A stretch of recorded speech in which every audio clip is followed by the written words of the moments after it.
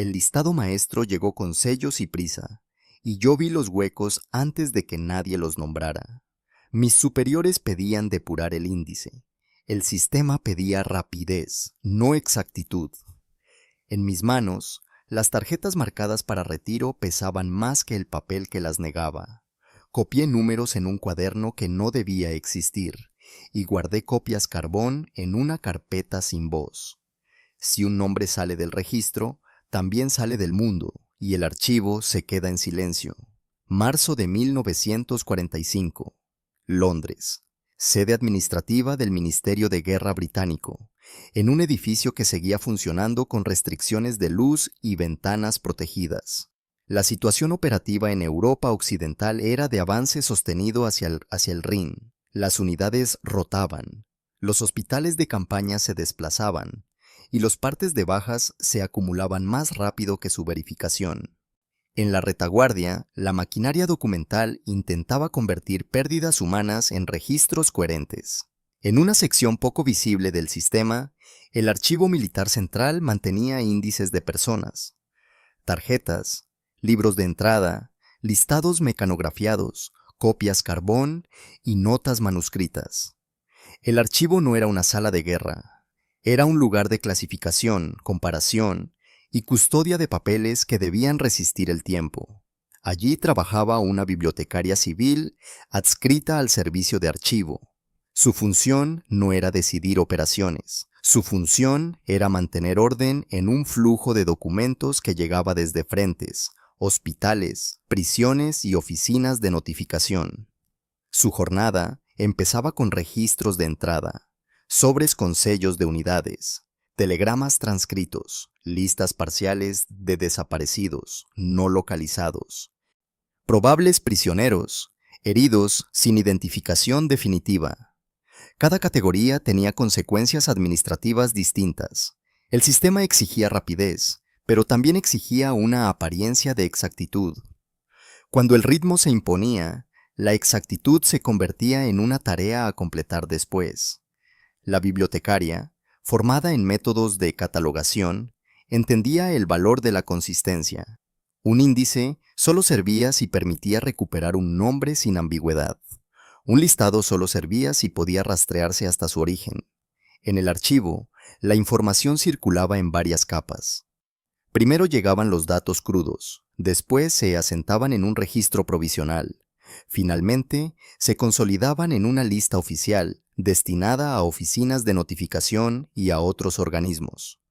En aquel marzo, el archivo se enfrentaba a un problema práctico. Las tarjetas se habían multiplicado hasta saturar armarios. El personal era insuficiente. Se planificó una reorganización de índices y unificación de listados para reducir duplicidades. La orden era clara: simplificar. En la práctica, simplificar significaba migrar información de un soporte a otro sin perder nada. Ese era el riesgo. La reorganización se apoyaba en un listado maestro, un documento mecanografiado que pretendía reunir, por unidad y fecha, los casos abiertos de personal desaparecido. El listado maestro no era un documento único en origen, era una compilación preparada por una oficina intermedia con prisa. Llegó al archivo con firmas, sellos y una nota de prioridad. Debía convertirse en la base para limpiar el índice y eliminar tarjetas repetidas. La bibliotecaria revisó los encabezados. Observó que el listado maestro tenía series discontinuas. Faltaban rangos completos de números de expediente. Al principio, aquello podía explicarse por actualizaciones pendientes, pero el documento venía con la instrucción de usarse como referencia principal.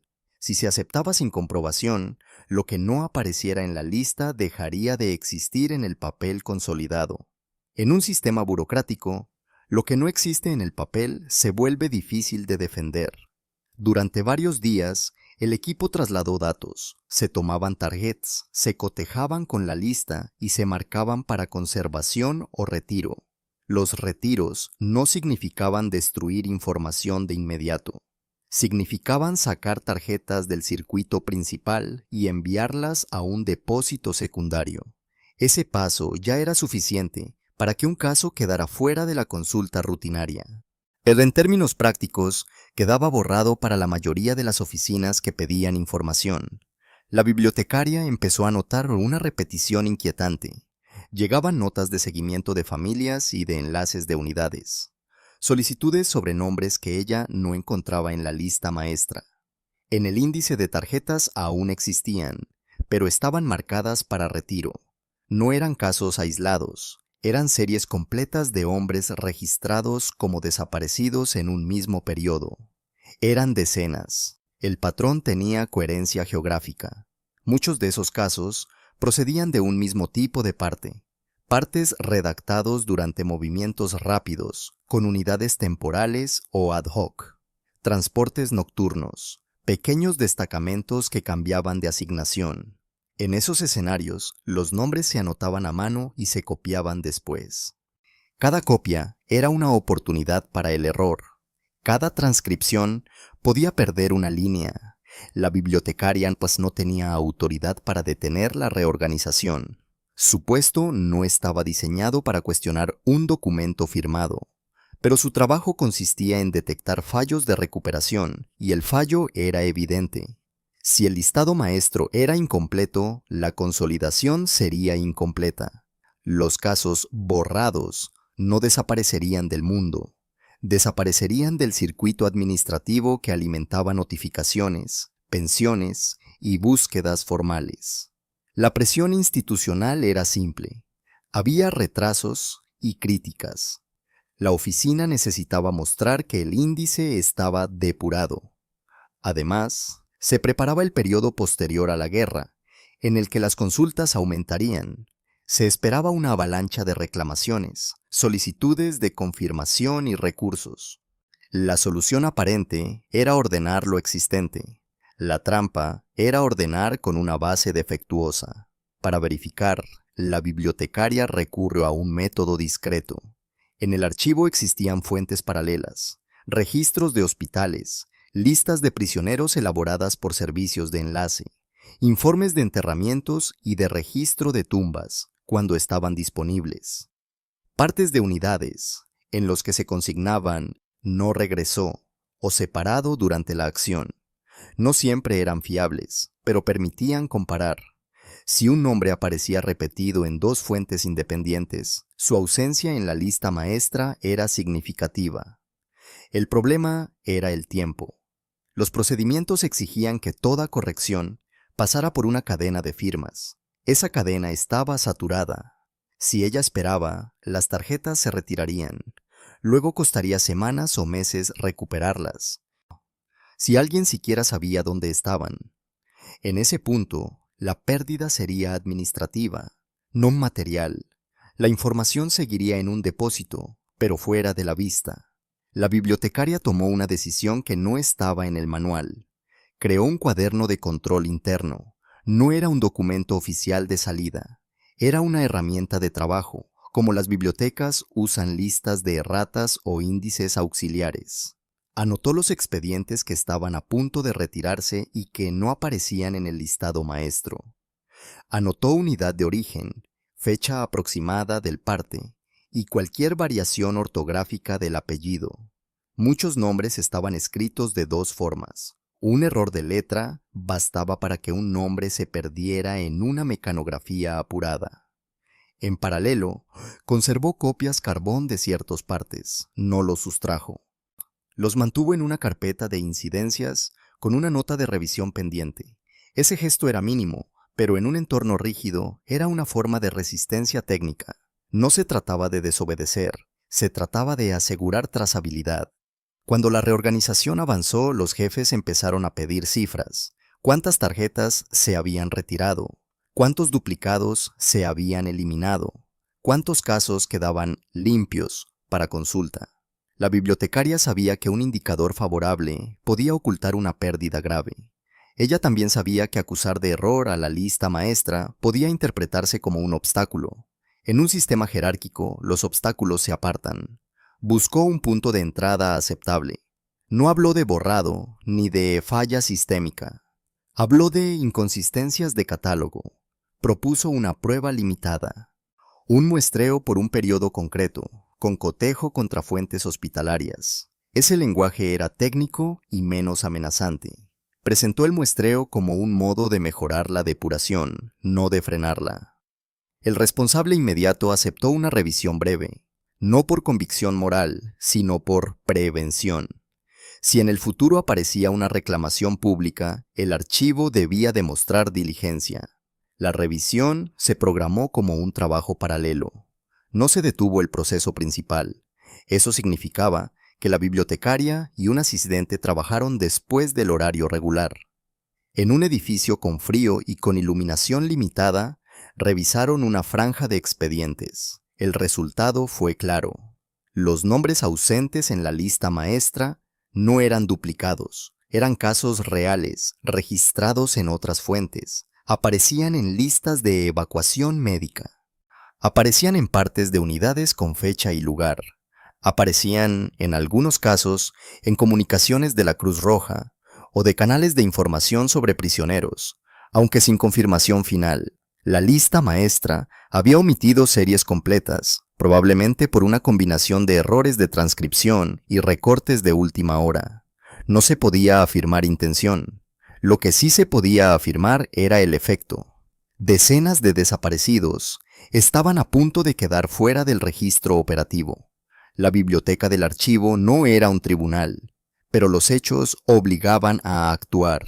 Se elevó una nota interna, no una denuncia, una observación de integridad del listado maestro. Adjuntaba ejemplos concretos, sin adjetivos. Incluía números de expediente, incluía referencias de documentos de origen. Esa precisión protegía a quien la firmaba. En burocracia, lo verificable tiene más fuerza que lo emotivo. La respuesta institucional fue lenta y cauta. Primero se pidió que la observación se limitara a casos dudosos. Luego se sugirió que esos nombres podían estar en una lista suplementaria, que aún no había llegado. Esa explicación era posible, pero la bibliotecaria sabía que el proceso de retiro continuaba.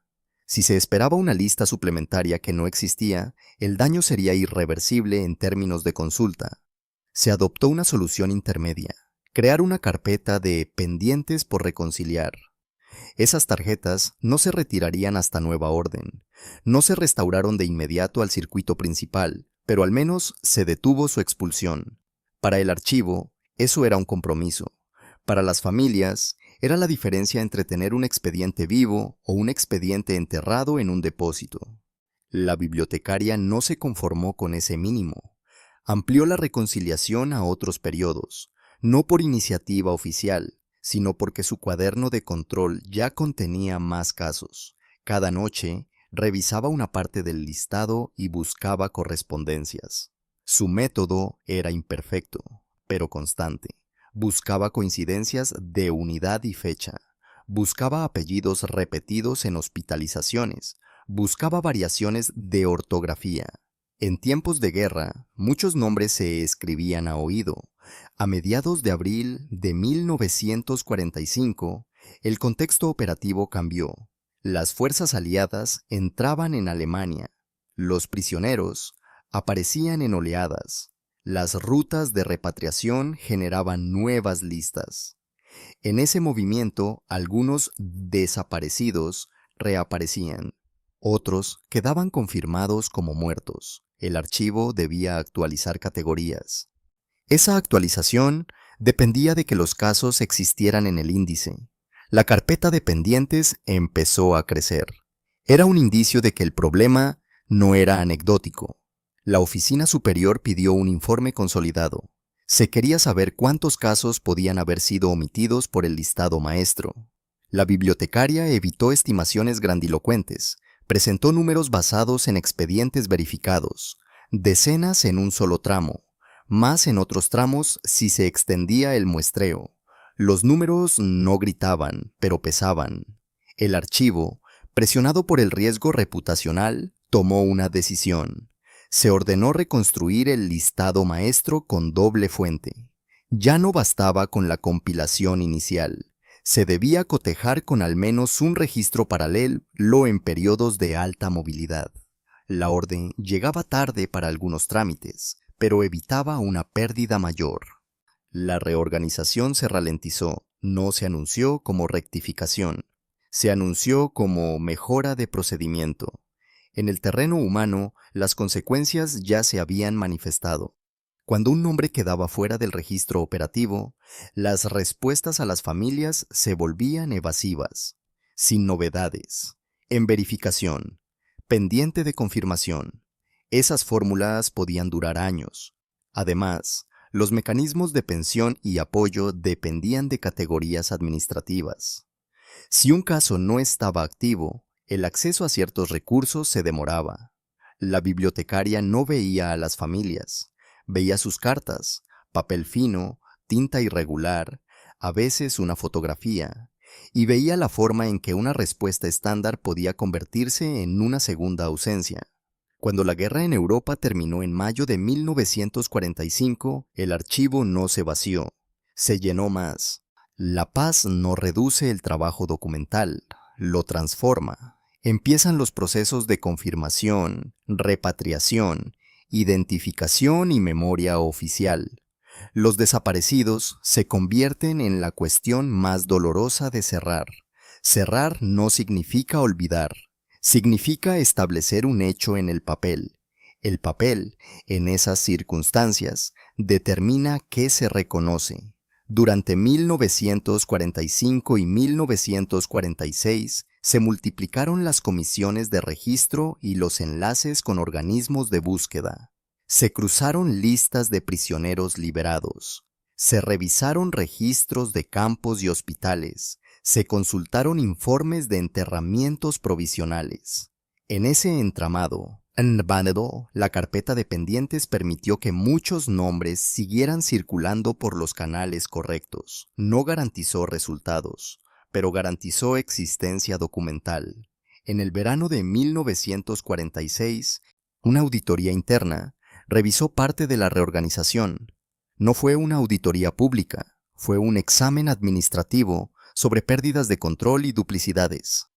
El informe mencionó omisiones de compilación en listados previos. Propuso procedimientos de reconciliación y custodia. En los anexos aparecían referencias a cuadernos auxiliares y a carpetas de incidencias creadas por personal del archivo. No se mencionaron nombres propios en términos de mérito. Se mencionaron como prácticas útiles adoptadas. Así opera a menudo la institución. Absorbe el trabajo individual en una fórmula colectiva. La bibliotecaria siguió en el archivo durante un tiempo. Su tarea se volvió más formalizada. Se crearon plantillas para registrar variaciones de apellido. Se establecieron circuitos para que una tarjeta no pudiera retirarse sin doble cotejo en periodos críticos. Se definieron etiquetas de pendiente de reconciliación, con plazos y responsable asignado. Nada de eso era heroico. Era control de calidad aplicado a vidas humanas. Con los años, la reconstrucción de listados se integró en proyectos de archivo más amplios. Cuando se prepararon transferencias a depósitos nacionales, se revisaron índices. Cuando se respondieron consultas de investigadores, se reforzó la trazabilidad. Cuando se establecieron conmemoraciones y listados de memoriales, la calidad del registro importó de nuevo, no para operaciones, sino para memoria pública. La lista incompleta de 1945 no fue un hecho aislado en la historia administrativa de la guerra. Los conflictos generan documentación imperfecta. Los cambios de formato, las prisas, la falta de personal y la multiplicación de copias crean zonas de pérdida. Lo particular en este caso fue que una trabajadora del archivo detectó el punto exacto donde la simplificación iba a convertirse en borrado. La detención parcial del retiro, la creación del cuaderno auxiliar y la insistencia en la reconciliación evitaron que decenas de expedientes quedaran fuera del circuito. No devolvieron a nadie. No cerraron el dolor de las familias, pero impidieron una segunda desaparición, la desaparición administrativa. En los archivos militares del periodo, muchos casos de desaparecidos terminaron resolviéndose con confirmaciones tardías. Algunos reaparecieron desde cautiverio. Otros fueron identificados años después en procesos de exhumación y registro. Otros quedaron sin resolución definitiva. Pues en esos casos, la existencia de un expediente activo determinó la posibilidad de seguir buscando, de corregir un nombre, de adjuntar una prueba, de mantener un hilo documental. Ese hilo, sostenido por procedimientos y por personas, fue a menudo lo único disponible cuando el frente ya no podía hablar. La bibliotecaria no dejó un monumento, dejó rastros en la forma en que los documentos fueron conservados. Notas de reconciliación, referencias cruzadas, correcciones de ortografía, carpetas de incidencias que se convirtieron en práctica.